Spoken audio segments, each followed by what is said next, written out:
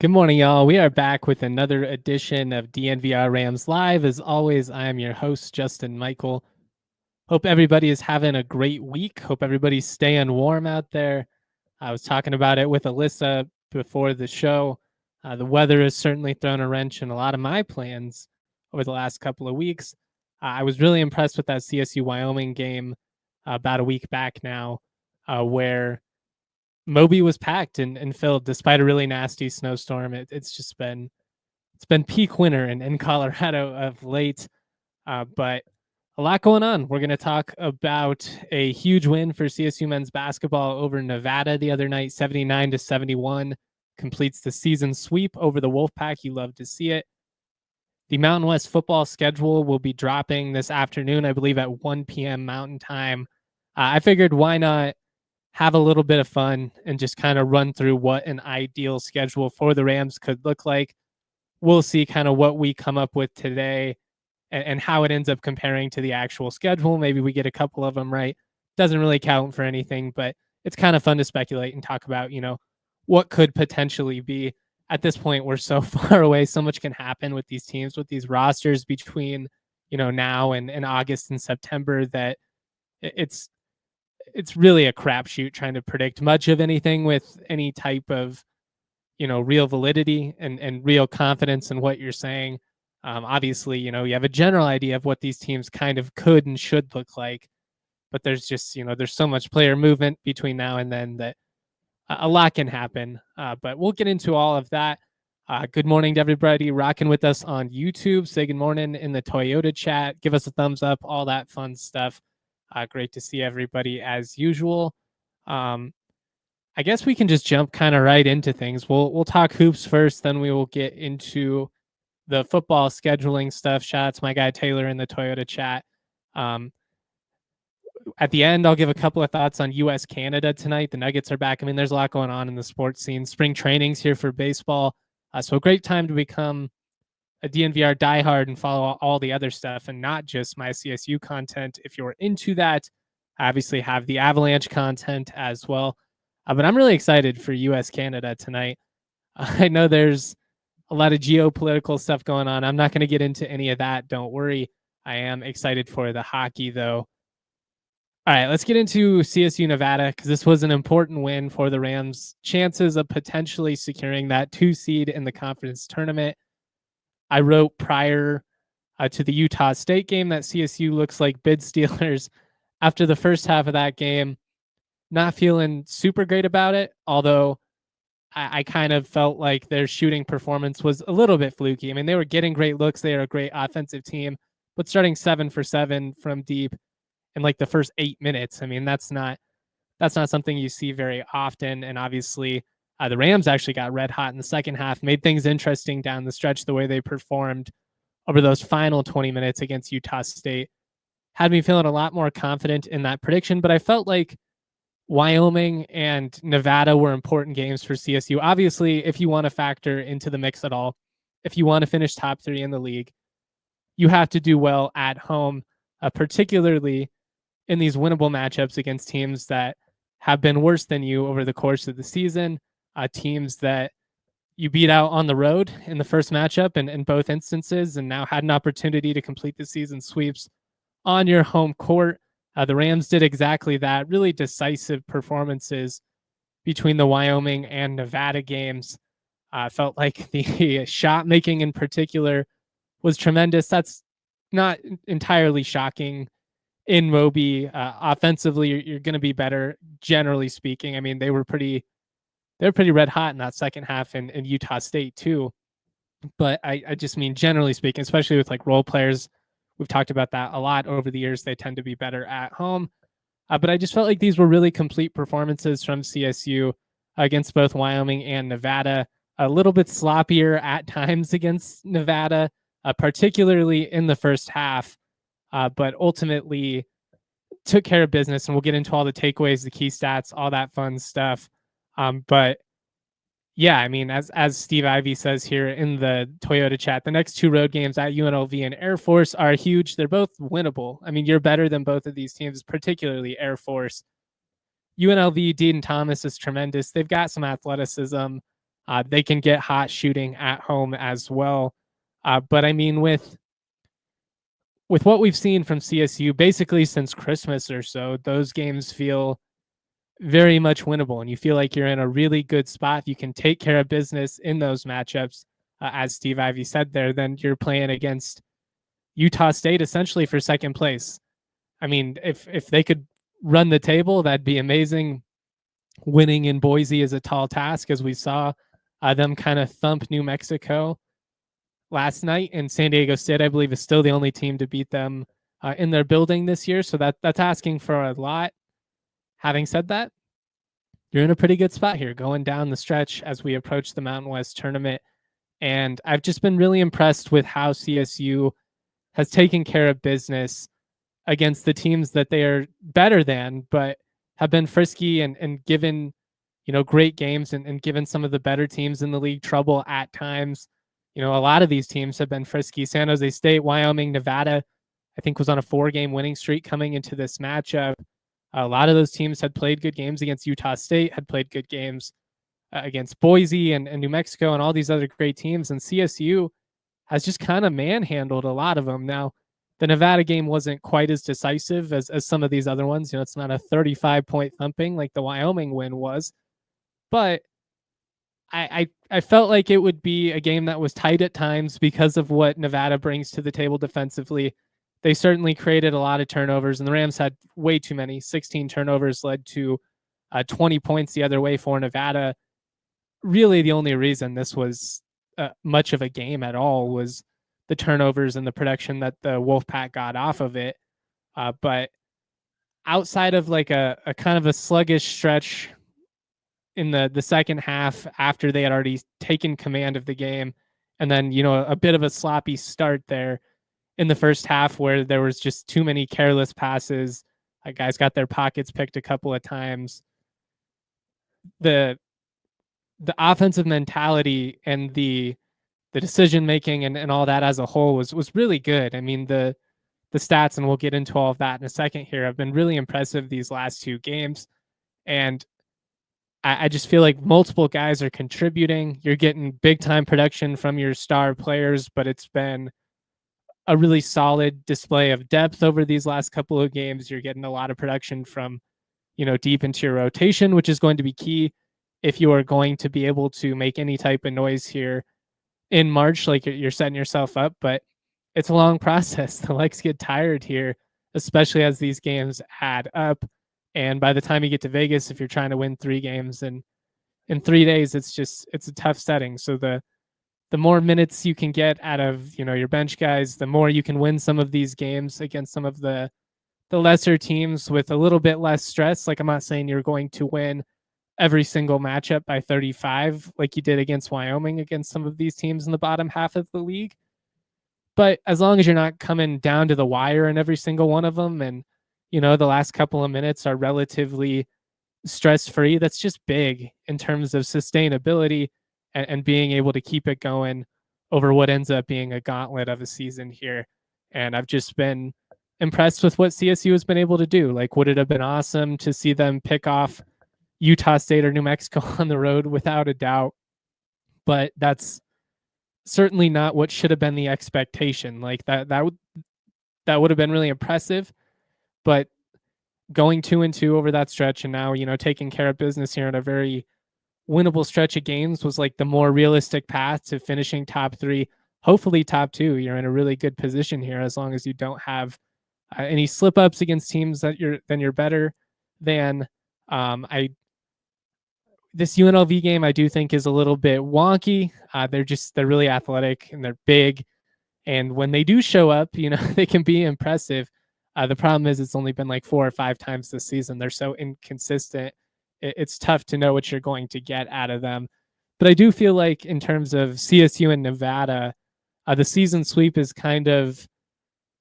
it's a perfect representation of the difference between these two programs. First of all, I think Niko Medved is doing a phenomenal job this year. I think this is one of his most impressive coaching jobs yet, if not the most impressive. I mean, it's hard to argue against 2022 when they won like 25 games or whatever, got a 6th seed in the NCAA tournament. That obviously was a pretty solid coaching job as well. Last year when you cracked the top 15 for the first time ever, that's an impressive job as well. But to be in the position that they're in with this team, especially with where they were at just 2 months ago, it's pretty dang impressive. And they've really been able to identify and maximize, in my opinion, the rotation and the roles of all these different guys. They're putting these players in position to succeed. And I think Ethan Morton is kind of a perfect example of this. A guy like Morton who has some offensive deficiencies, to be fair, and it played a pretty big factor early on in the year. And part of that too was just with where they had the guys, because Bembo wasn't playing. All of the roles, Jalen Crocker-Johnson, Ethan Morton, all these guys were kind of out of place at times early on in the season. But now that they have everybody healthy and they're in a position where they can bring Morton off the bench and not have to start him and not, kind of have the slow starts offensively.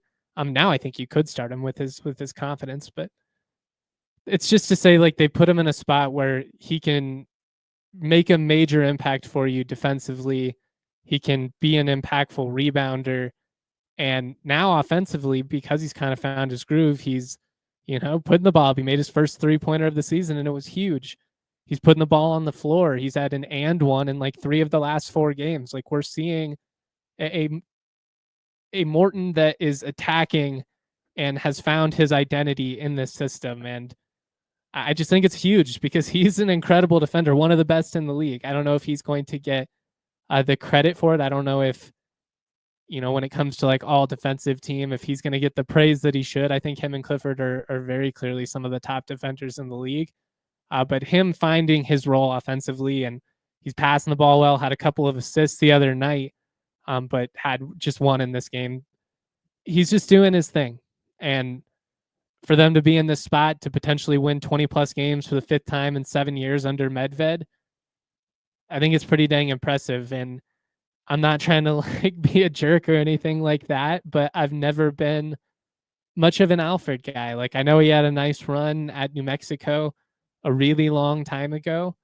But to me, he's always been a do less with more type coach. Like, is a good recruiter, gets guys in the building, and then doesn't really do a whole lot with them. And, they've just been so underwhelming this year, given the amount of talent and athleticism that they have on that roster. Like, that's a team in a year where the league isn't phenomenal. They should at the very minimum be like CSU or Boise State-esque at the moment, where they're in the mix, a level below New Mexico. Sure, everybody is.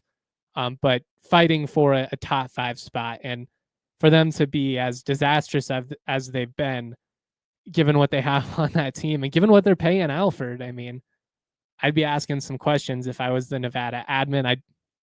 I don't think they can afford to fire him or anything like that. But I just think the staff at CSU is doing a really great job of getting the most out of guys. And Taylor says here in the Toyota chat, Lake and Morton with confidence takes our offense to another level. The defense will be there regardless, and I think that is spot on. I think that's a great observation. And we've talked about the importance of Lake offensively, and he had a great game in this one. 14 points, hit 3 threes, 3 of 7 from deep. That's exactly what you need from him.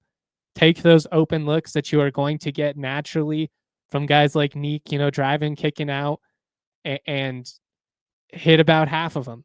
40% is where he was early in the season. I'm not saying he needs to be Steph Curry, even if it's like 35%. They're going to be in a really good spot.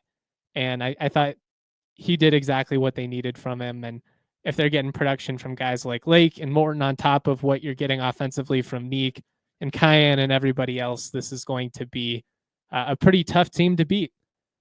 We're going to keep talking about all of this. I do got to shout out the partners real quick, pay the bills, and then we'll keep it rolling. Shout out to our friends over at Game Time. Game Time is making it easier than ever to get great deals on all of your favorite events. They have got tickets to live sports, comedy, concert, theater, you name it. They've got it. Nobody has a better variety than Game Time. Nobody does better by the people more than Game Time. And nobody makes the process easier and more convenient than Game Time. One of the things in particular that I want to shout out is the Game Time Picks curation function. They do have so many tickets that if you're in a hurry, especially, might be a little bit overwhelming to try and sort through that many deals, that many seats, but with the Game Time Picks curation function, it's going to show you the best bang for your buck, the best value deal that they have, based on a variety of factors, the value of your seat. Obviously, is this like a great seat that's in a great section that just happens to be way cheaper, or maybe it's a great value in terms of like the relative pricing around it. They're going to show you the best of the best. The Game Time Picks feature is making it easier than ever. Take the guesswork out of buying tickets with Game Time. Download the app, create an account, use that code DNVR for $20 off your first purchase. Terms to apply. Again, create an account, redeem that code DNVR for $20 off. Download Game Time today. Last minute tickets, lowest prices guaranteed. Sometimes I'm reading these and I panic for a second. Like I forget how to read for about half a second and I have a little heart attack in front of all of you. And then, we get through it. We persevere. The weather has made some of us had to persevere in terms of our travel plans. But if you've got a Toyota, especially in Colorado, you are going to be good to go. Trucks have always been a part of Toyota's DNA for generations. Toyota has built durable legends destined for greatness and perfect for Colorado. Whether you're conquering off-road trails or hauling the weight of the world, there's a Toyota truck that's just right for you, like the all-new Tacoma or the Land Cruiser. 17 models with available all-wheel drive or four-wheel drive, like the Epic 4Runner. They also offer more low and zero-emission vehicles combined than any other automaker to give customers numerous choices to reduce their carbon footprint. 16 hybrid vehicles to choose from, like the Tundra iForce Max hybrid truck, not to be outdone.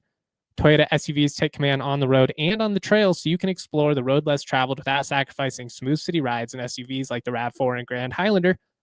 Toyota is a proud partner of CSU Athletics and the official vehicle of DNVR.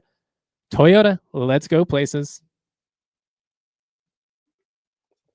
All right. Shout out Breckenridge Brewery as well. Awesome water bottle.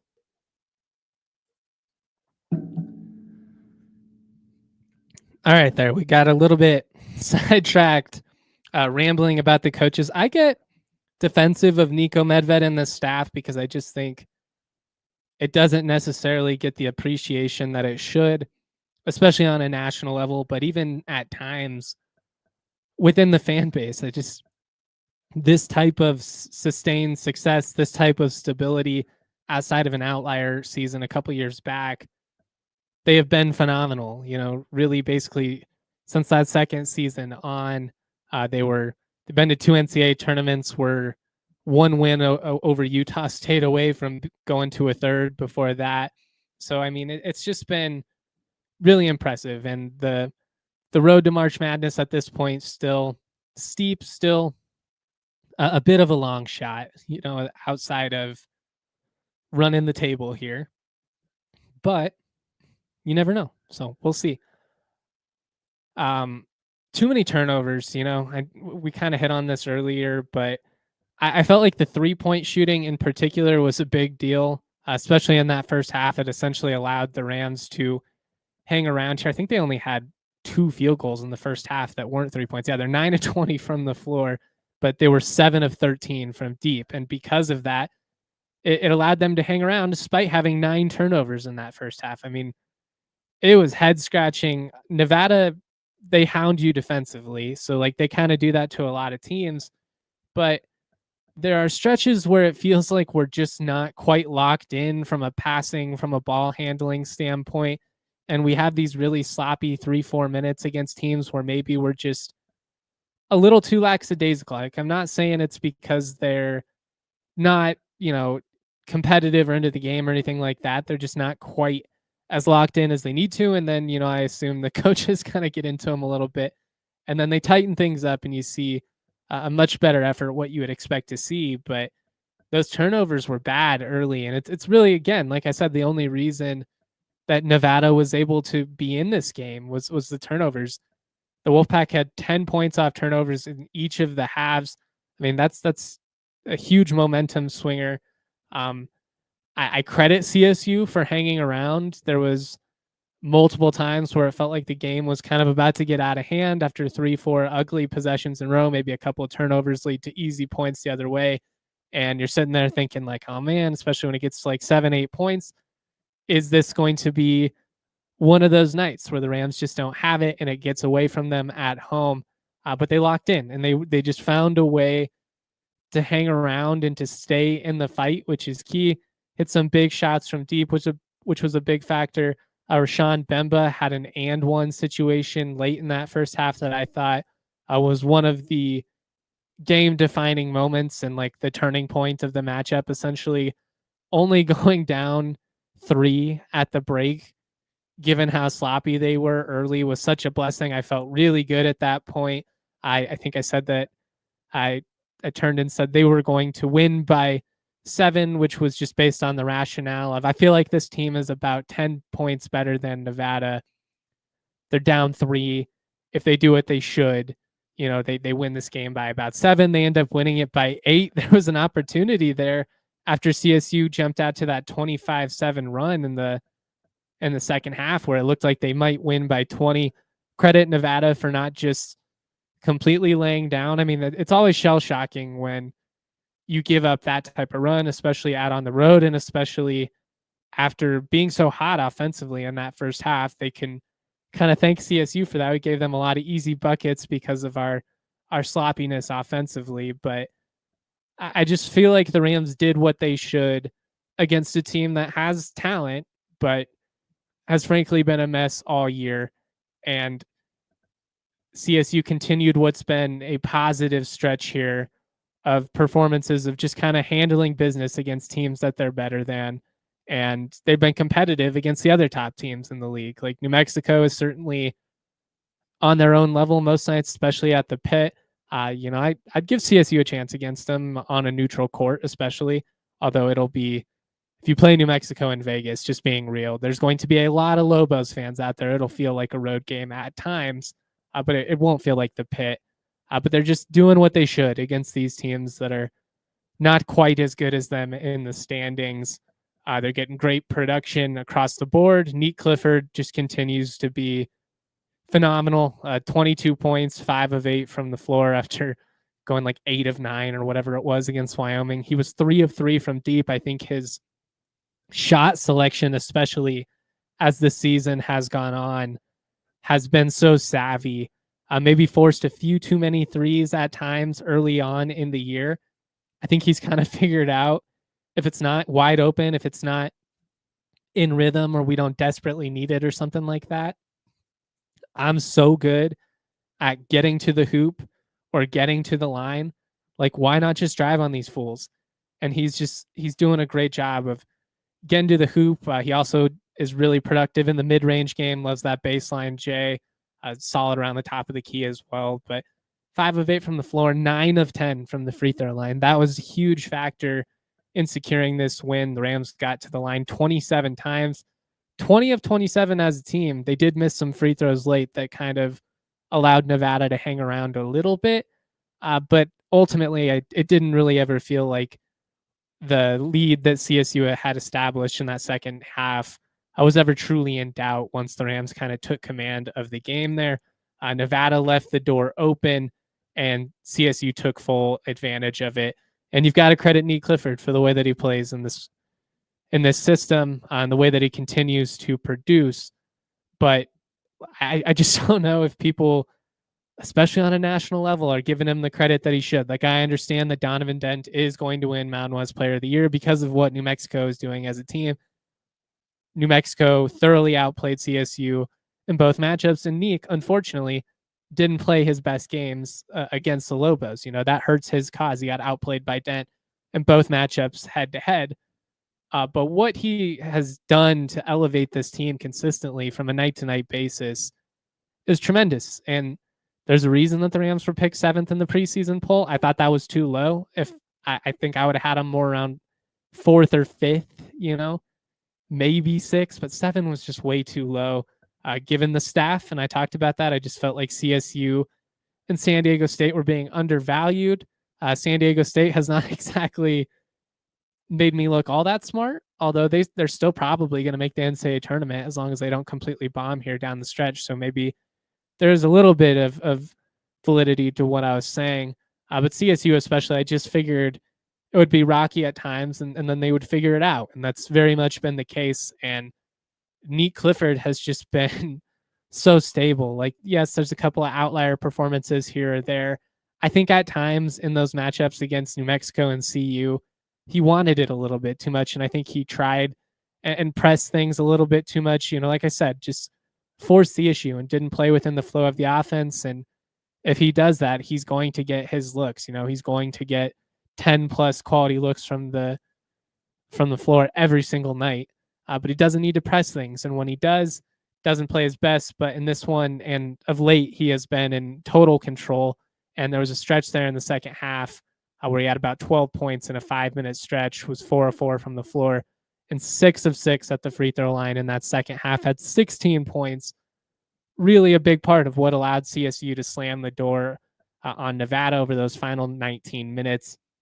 He's a workhorse, man. Like, I've been stoked that they've been able to get a couple of blowout wins over San Jose State and Wyoming and those type of teams, just because it's allowed for a couple extra minutes of rest. He still plays most of the game. I would probably rest him a little bit more. But I talked about that after the Wyoming game. It's a tough balance as a staff now, because in terms of how the metrics work, you are kind of incentivized to beat the living hell out of some of these lowly teams because you don't want holes poked in your resume. So instead of letting off the gas, getting some of your veterans a breather, which is probably what would actually be better for these teams in the long run, not putting all these miles on them.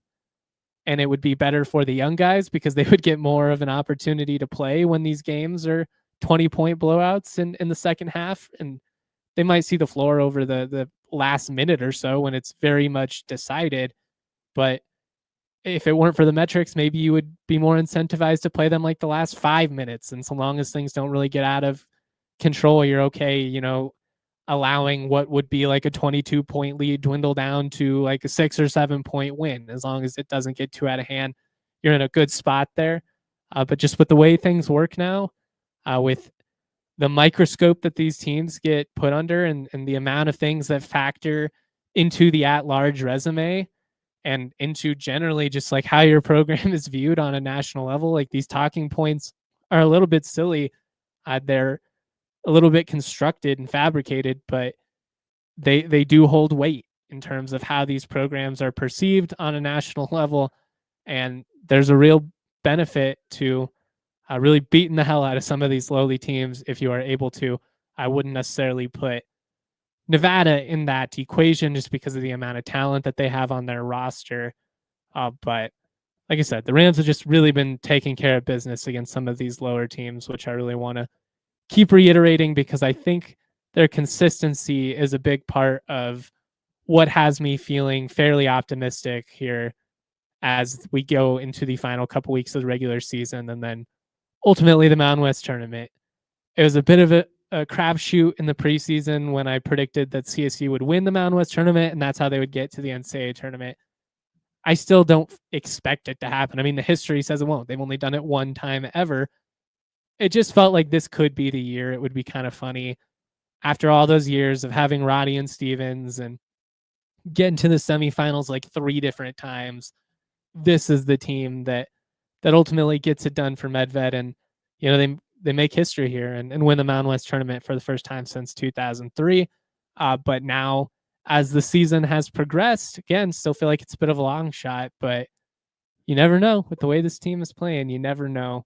We're going to give a couple of more takeaways before we move on to football. I'll give a player of the game and all that fun stuff like we're used to. I do need to shout out a couple of more partners real quick, starting with Coors Light, who encourages you to choose a chill mindset. just be a chill guy, guys. It's not that hard. It actually is that hard though, because of all of the things that come up in our life. Did not kill that transition, but we're gonna roll past it. When I mess up a transition because I forget that, life's challenges and having to persevere is a big part of what this ad campaign is all about. I can sit here and pout and I can let the next 30 minutes of the show suffer, or I can roll with it. We can move on. I can choose a chill mindset. And then later on, when I'm reflecting, I'll know that I've got to be better. But when it's like 6:30 tonight watching US Canada and I'm chilling and I'm thinking about how I did on this show, I'm going to crack open an ice cold Coors Light. When the mountains turn blue, it's as cold as the Rockies. When you embrace a chill mindset, it's a good time to choose chill and crack open a Coors Light. Choose chill this winter and then reach for a Coors Light. Get Coors Light delivered straight to your door by visiting CoorsLight.com/DNVR, or you can find it pretty much anywhere that sells beer. Celebrate responsibly. Coors Brewing Company, Golden, Colorado. If you did not know, you can also watch DNVR on your TV. We are on the TV, mama. I made it after all. Obviously, you can stream on YouTube. You can listen on Spotify, Apple, all the things that you've been used to now for years. But we are streaming on Samsung TV channel 2348. That's 2348. Xfinity channel 4072. We're on Xumo Play and more platforms to come in the future. Just search it in the function. If you have a remote feature on your mic, or if you have a microphone feature on your remote, I should say, just say it into that. Just say DNVR Sports and you can stream us. If you do, snap a picture, send it to inthewild@thednvr.com. We're going to feature some submissions on the show. We're also going to pick some lucky folks to give some free DNVR merchandise to. So again, snap a picture if you're watching on a TV at inthewild@thednvr.com. All right. Hope everybody is still rocking with us. We're going to keep it rolling here, give a couple of more hoops takeaways, then we'll talk about what an ideal football schedule could look like for CSU. Couple hours, we'll know what the actual football schedule is, and then we can all react to that tomorrow. But in the content biz, you always got to be thinking ahead, folks. Some key stats, some more individuals that were big. We've talked about it a little bit, but I felt like Jalen Lake was due for this type of game. He had 14 points, hit 3 threes, did exactly what you needed from him. He's a great defender. Even when he hasn't been making shots, he's been making an impact defensively and on the glass. He's a guy that usually doesn't try and do too much. He plays within the flow, which makes sense. He's a very experienced player, has been in the system now for 4 years. The most tenured Ram. But when guys like Jay Lake are knocking down those open shots from along the perimeter, it just makes this team so hard to defend. It's huge from a spacing standpoint. And he's going to get good looks. So if he can knock them down, it's huge for this team. I thought Rashawn Bemba played his best game of the season. First double-double, 12 points, 10 rebounds. It feels odd saying this on a night where Neek had, 22 points, 9 rebounds, and 5 assists, was like perfect in the second half. He does that every single night, though. So we're going to give Rashawn Bemba the player of the game. I just feel like his impact on both ends is huge for CSU. It gives us a physical presence down low in the paint. Defensively, we're certainly more solid when he is out there. There have been times in his career where he has racked up some silly fouls, and it's been unfortunate. Still gets called for a ton of moving screens. Has got to be just a little bit more patient. But his presence, and it's been evident since the beginning of the season, like how much better CSU is when he is out there. And I want to credit Steve Ivey for pointing this out, but the Rams are 21-4 over the last 2 seasons when he plays 15 plus minutes. His impact is huge for this team. And while I felt like the 3-point shooting was encouraging, it was a big reason why the Rams were able to establish the lead. And really, it's a big reason why CSU has been able to win these games so decisively. I think it's their best 3-point shooting stretch over a 2-game stretch this entire season. I had a stat here. I'm trying to pull it up. 25 of 45 over the last 2 wins. But what I thought was really encouraging and a big reason why CSU took this game over was in that second half, how consistently they were able to have success down low with Bemba, Crocker Johnson. I think those guys combined for the first 7 points in the second half. And then that just continued throughout the half. Neek did a good job of getting to the hoop. The Rams as a team did a good job of getting to the free throw line. Guys outside of Neek need to be a little bit more consistent there at the free throw line. But all season long, I've been clamoring for guys like Bemba, for Crocker Johnson to be, and Jorgensen. All those guys that are playing at the 4 and 5 to be more impactful on the glass. And I felt like Bemba, especially, was a big reason why the Rams were dominant on the glass in this one. They had a 34-15 advantage in total rebounds over Nevada, which that's like a high school stat where one team just drubs a team because they've got a bunch of dudes that are 6'5", and the other team is like a bunch of people that look like me and are trying to make layups, and we're getting dunked on. They really whooped them on the glass, and they only allowed 3 second chance points. The Rams were plus 15 in rebounds in the second half.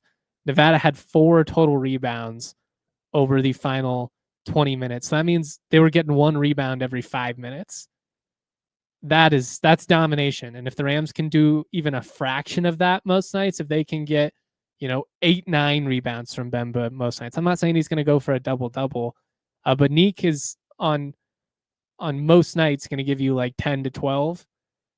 If you can get 10 to 12 out of Crocker Johnson and Bemba combined, you're going to be in a really good spot. Anything more than that, you're probably going to be dominant.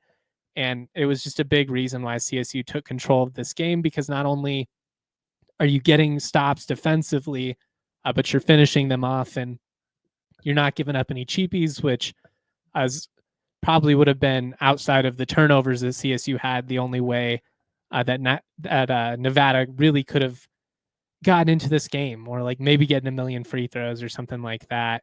But it's hard, especially when you go down like 18 in just a 20-minute half, to have enough time to overcome that by solely making free throws. You've got to make some threes, like you got to get a bunch of turnovers in the process. You need the other team to be sloppy and rack up those fouls and miss free throws themselves.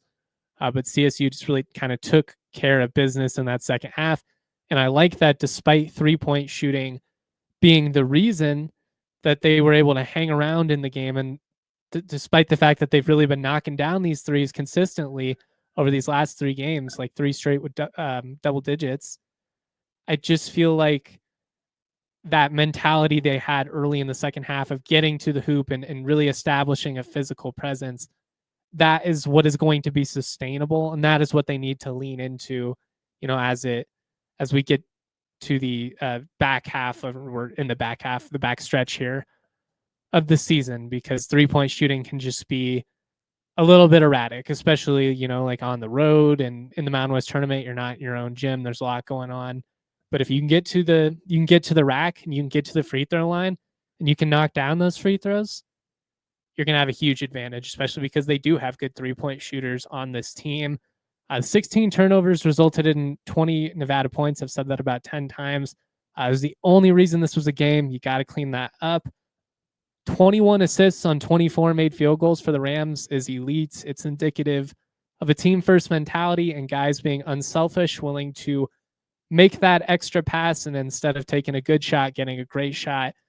I feel like the selflessness of this team has been huge, and obviously it results in some pretty fabulous looks that you're getting from the floor. Over the last 2 games, CSU made 58 field goals and had assists on 47 of them. 47 assists on 58 field goals over the last 2 games is elite. That's about as good as I've ever seen.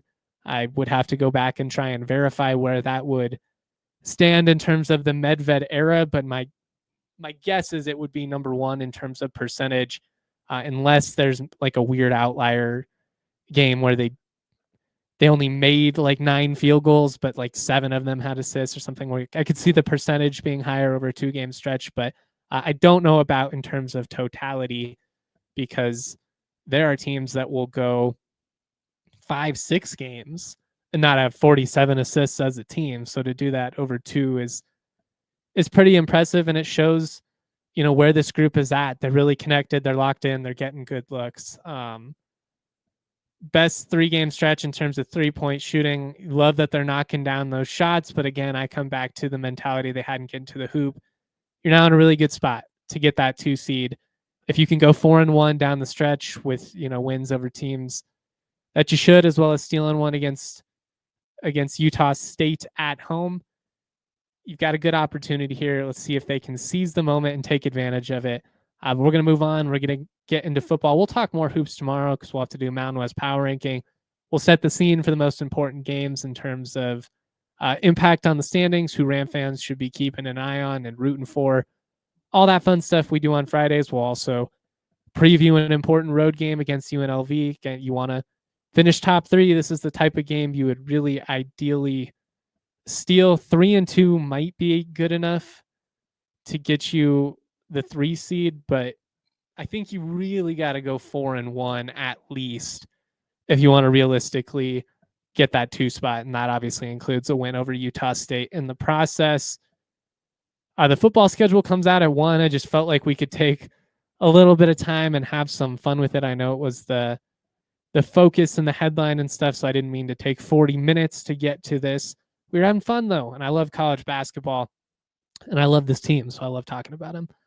But this is all hypothetical, mind you, outside of the non-conference slate, which is official. Those dates are set in through the first 4 games as of now. We don't know like what the promos and stuff are. I don't believe. So I even included where I would put the promos, like Ag Day and State Pride and all that. August 30th, the Rams will open up the season at Washington on September 6th. They will host Northern Colorado for a second straight year. Remember, no matchups between CSU and CU for the next 4 years, which is stupid, especially when you see the games that the Buffs are playing. If they were scheduling like, primetime matchups, if Florida was coming to Boulder or something like that, I'd see some validity to it. But while I'm excited for the Wyoming fans that'll get an opportunity to play CU if they big time CSU, I can't believe they would actually play Wyoming. I'll be rooting for the Pokes in that one. It's just dumb that you don't play a game that causes as much excitement and traction as the Rocky Mountain Showdown. Silly that it's going to be a couple more years, but at least the next one's in Fort Collins. After Northern Colorado on September 6th, September 13th at the moment is open. That could potentially be a conference game, remember, because Air Force has the Service Academy games. It forces the Mountain West to have to play some September conference matchups. There's some strength to that at times, especially if you catch like a team that's maybe better and maybe they struggle out of the gate. Like there are at times advantages to playing them early. I'm not a fan of it. And so when I lay out here what my ideal 2025 schedule will be, I don't have September 13th for the matchup. I have it open. We'll just say that's a bye, early bye for sure, but you can get another one in the league slate. So I don't hate the timing of it. Play 2 games, give everybody an opportunity to get condition to contact and all that, adjust to game speed, because you can do it in practice and in scrimmages and all that, but there's no real substitute for live game action. Get a breather, finish off the non-conference slate and then go into your league slate. But they've got Washington on the road at August 30th, UNC September 6th. The 13th is open at the moment. And then on the 20th, they host UTSA, and 27th, they host Washington State. If I were designing the schedule, and this would be purely for the sake of CSU, I'm not doing this in what works well for the league. I would have, week 1 and 2, those are set. You have your week 3 bye, because I would rather just have the conference slate and the non-conference slate be separate. The conference games mean so much. Like their years where in the first 3 weeks you're not firing on all cylinders, and you would just hate for like your season. I always think back to 2014 where CSU plays Boise really early on in the year and they lose a tight game. If they would have played in like November, I like CSU's chances in that one. So maybe I'm just being biased based off way too small of a sample size, but that's where my line of thinking comes from. Non-conference is an opportunity to potentially beat rivals some years, depending on what games you have on the schedule. In a season like this, it's more like, can we work through the wrinkles and pull off a couple of home wins, get the ball rolling. After UTSA on week 4, which I would have as Ag Day, I think you do it that week, or Northern Colorado make the most sense. Games that could potentially need a little bit of a boost in attendance. You give people a reason to come. Ag Day is usually in September, so I would say Northern Colorado or UTSA would be the ones that make sense there. After Washington State, you get into the league slate. After playing back-to-back home games, and I had a couple of people, including my guy Taylor, I believe, suggest this on Twitter. I would ideally open up the league slate in week 6 in Albuquerque at New Mexico. Feels like a winnable game. To start with a road win in particular sets yourself up nicely for down the stretch. Some of your other road games are tougher on paper. It's a great time to make that drive. So I feel like a lot of CSU fans in October, could go down to Albuquerque. I've always enjoyed that trip. I think that's a nice way to ease your way into conference play. So I would like to see them open at New Mexico. After that, I'm going to say host Air Force. Let's just get it out of the way. It should be noted that Air Force, again, they are one of the teams, if CSU ends up playing in week 13, or September 13th, excuse me, sorry, if they end up playing week 3, September 13th, which is currently open, and it's a conference game, based on the opponents CSU will be playing this year, it would either be Air Force, Boise, or San Diego State, because Wyoming, Hawaii, Fresno, UNLV, and New Mexico already have games scheduled that week. And I don't really love having to play any of those 3 that early in the season. So instead of playing Air Force or Boise or San Diego State,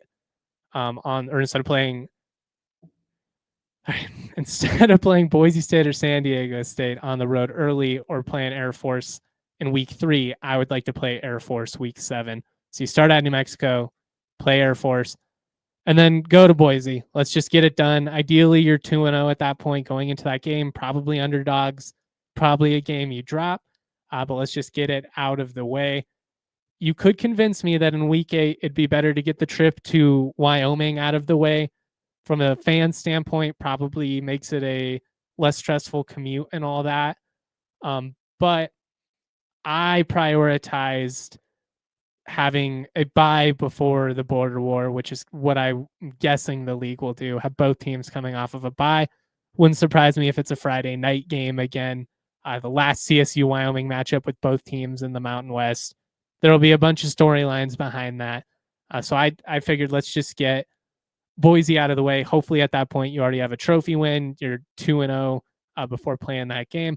But after going to Boise in week 9, host Hawaii for homecoming. You always want homecoming to be a winnable type matchup. I think it makes a lot of sense. After that, bye week, then you go to Wyoming in week 11. Not so late in the season or in the winter that you're hopefully not having to deal with catastrophic snow or anything like that. You never know. I mean, basically anytime October on, it could be a crapshoot weather-wise up in Laramie. But coming off of a bye, I think that's what you hope for, especially going out on the road. And Wyoming's going to want that boot back bad. After that, host Fresno State in the state pride matchup. You want to have it when students are still on break, which is why I decided to finish out the season. Week 12, Fresno State, have that be state pride, incentivize people to show up to a cold November game against an opponent that really doesn't move the needle. Then you host UNLV while you still have hopefully some students on campus by that Saturday. A lot of them will have left for the holidays, but we shall see. If you're a good team, maybe they stick around for it. Maybe you're incentivized to put a Fresno State in that week 13 slot just because you would maybe want more of a crowd potentially for UNLV. But also it could be a situation where it's senior day and you're trying to play for a spot in the Mountain West Championship. And at that point, you're not going to have any difficulty filling the stands for a week 13 matchup, especially if UNLV is really good, like they have a chance to be. And then I would like to finish in week 14 on the road, because in a 7-game home slate, you would like to have as many of those games as possible with students on campus. Let that be a road trip. Let's not have the last game of the season be in front of 15,000 people. I always feel like that's the most ideal way to go out, is to just kind of have a road game at the end and let it be their issue. As far as what I prioritized, I didn't want to have any back-to-back games on the road. I wanted a bye week before Wyoming. You could convince me that you should flip Wyoming and Boise week 8 and week 11, just from a travel standpoint for CSU fans. But because that week 3 opening as is would only be against Air Force, Boise, or San Diego State, I'd rather just leave that as a bye. Let's end at San Diego State, a trip for CSU fans to San Diego in late November. Sounds pretty good, I think. Promotions on days where it would boost attendance could be needed. And then, like I said, week 14 on the road. Those are kind of the things that I prioritize. So just kind of running through it. The non-conference slate is set. I'm saying you don't play anyone week 3. Let's just have that be a bye. Week 6, you start the conference slate at New Mexico. Winnable game. Nice way to start out with a road win. Hopefully you keep the winning streak rolling. Then let's just get Air Force out of the way. Early on in the year, you kind of prep for it. You could argue Air Force would be a team you'd like to play off a bye to, but they're always going to be wonky. Let's just get it out of the way. Play them before it's freezing outside. Week 8, you go to Boise, kind of same mentality. Let's just get it out of the way. Hopefully you're 2-0 at that point, but then you've got Hawaii in homecoming matchup, week 9, a lot of fun. Following the bye in week 10, go to Laramie before hosting Fresno State and UNLV, and then wrapping up at San Diego State. That's my crack at what an ideal schedule would look like for the Rams based on how the non-conference schedule is already set. Take a quick second here, and then we'll give some final thoughts. If you got any questions, comments, anything like that, throw them our way in the Toyota chat. We'll get to as many as we can. But yeah, I'll give a couple thoughts on hoops, talk a little bit about US Canada. We'll head on out. Everybody can enjoy their day. All right.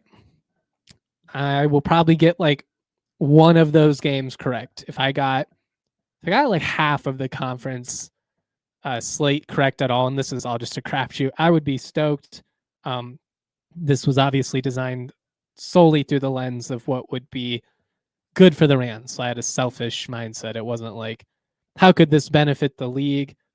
I will say a game against Wyoming earlier in the year could be appealing to me. It's been a long time since we've had like an October game for the border war, and just from a commute standpoint, that would be kind of nice. You can argue they have a game September 13th, so it doesn't work out. I think they're playing Utah actually, but a week 3 border war would have been interesting. Kind of gets you into the habit of that, because that's what it's going to be when CSU moves on to the Pac-12 as a non-conference matchup.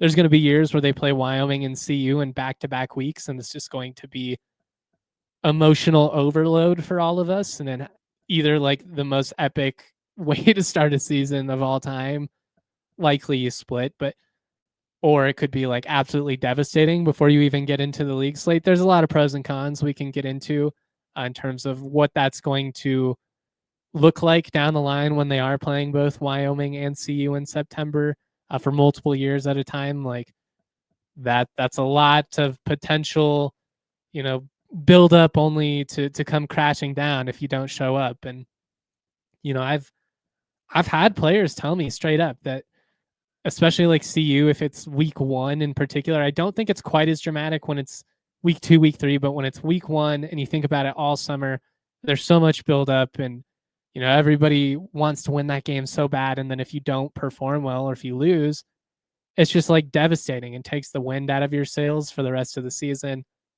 Hopefully you don't have anything like that happen in a couple of years. The caveat would be, you could win both of them and talk about a way to put juice in your fan base. You win those trophy games back to back, and then you go into like the league slate and win a conference championship or something. I mean, you'd be riding high at that point, as long as you didn't like totally fizzle out and lose every game for the rest of the season.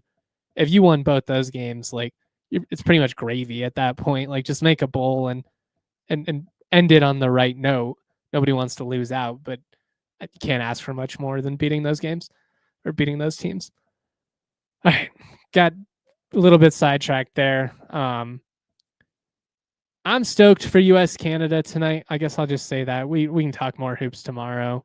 I know that there's a lot going on in the world. This isn't a political show. I don't consider myself an overtly political person at this point in my life. Used to be. Before I actually get into this, that's a great point Taylor said in the Toyota chat regarding one last thing on the CSU football schedule. San Diego trip to end the year would be nice for the fans. Doubt the Mountain West schedulers will be that kind to us. Yeah, they might be looking out for like the UNLVs and Air Forces of the world much more so than CSU and Boise and the defectors. That's a very real thing. But like I said, I am looking forward to all that. We'll get into some thoughts on that schedule. I'll probably write about it, but we'll talk about it on the live show tomorrow as well. Talk about the most winnable stretches, even though we're so far out, what we like, what we hate, all that fun stuff. But while I will be watching the Nuggets as well tonight, I'm certainly going to be locked into US Canada. Some of that is for work reasons. I'm on the DNVR Avalanche beat as well now. But I love international hockey. I had a poster for the movie Miracle growing up. It's a movie I watch 2-3 times a year. Can basically recite the whole Herb Brooks speech by memory. I mean, it's huge for me. I love it, and because of it, I was a big Team USA fan growing up. Excuse me there.